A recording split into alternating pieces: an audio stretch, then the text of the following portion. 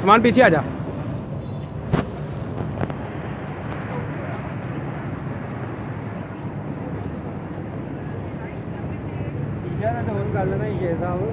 हैं?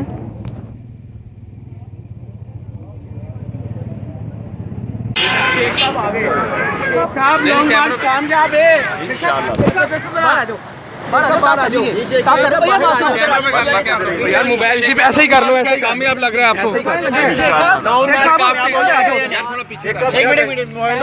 शेख साहब ये बताएं कि आज का लॉन्ग मार्च क्या रिजल्ट क्या देखते हैं आप? आज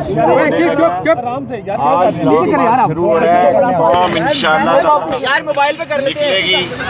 और अभी जुमे को आज का दिन मैं लाहौर में हूँ, खान साहब के साथ मैं पिंडी चला जाऊँगा और इंशाअल्लाह ताला पिंडी अगले जुमे को यानी आज ही के दिन 7 दिनों बाद या 6 दिनों बाद रावलपिंडी में उनका इस्तकबाल करेंगे। और मेरे अल्लाह को मंजूर हुआ, अल्लाह की मदद से कामयाबी होगी और इलेक्शन की तारीख मिलेगी। अगर हुकूमत ने मज़ाहमत की कोई रुकावट डाली तो फिर क्या करेंगे आप शेख साहब? कोई रुकावट नहीं डालेगी इंशाअल्लाह। चारों तरफ इस्लामाबाद के इमरान खान की हुकूमत है।